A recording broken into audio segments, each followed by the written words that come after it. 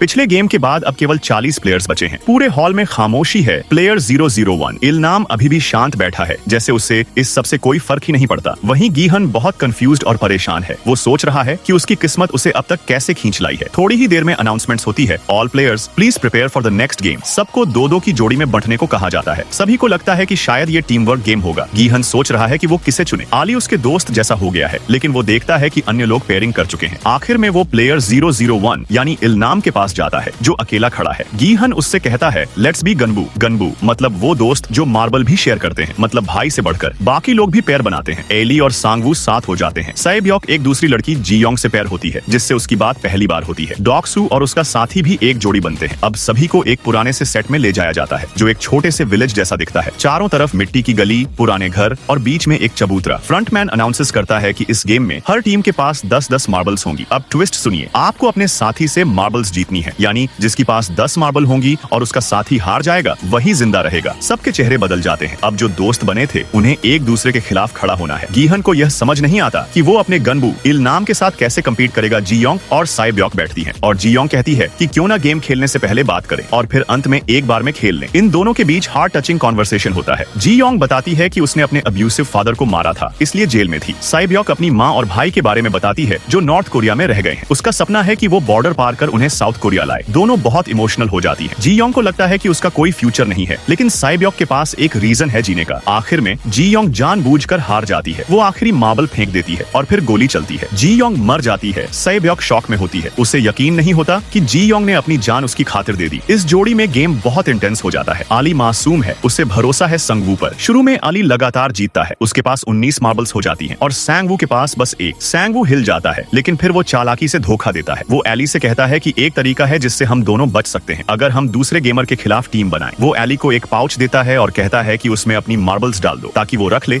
और स्ट्रेटजी बनाए। एली भरोसा करता है, लेकिन पाउच में मार्बल्स नहीं, बस कुछ पत्थर होते हैं। सांगवू ने उसकी मार्बल्स चुरा ली होती है। जब एली को सच्चाई का पता चलता है, बहुत देर हो चुकी होती है। एक गोली चलती है और आली मर जाता है। जीहन उसे जेंटल तरीके से गेम सिखाता है, जैसे ऑड और इवन गेम। शुरुआत में इल्नाम हारता है और मार्बल्स देता है, लेकिन जैसे जैसे गेम चलता है, इल्नाम चुपचाप मार्बल्स वापस लेता है और गीहन को धोखा दे देता है। गीहन को गुस्सा आता है, लेकिन फिर पता चलता है कि इल्नाम जानबूझकर हारने की एक्टिंग कर रहा था। वो गीहन को टेस्ट कर रहा था कि वो सच बोलेगा या धोखा देगा। अंत में इल्नाम आखिरी मार्बल उसे देता है और कहता है, गनबू नेवर चीट्स, राइट? और फिर वो बैठ जाता है अकेला। गीहन पीछे मुड़कर देखता है, लेकिन सिक्योरिटी गन शॉट सुनाई देता है। गीहन टूट जाता है। उसके चेहरे पर गिल्ट, पेन और सैडनेस सब दिख रहा होता है। जब गेम खत्म होता है, सिर्फ 20 खिलाड़ी बचे होते हैं। हर कोई मानसिक रूप से टूटा हुआ है। सांगवू का चेहरा दोष से भरा है।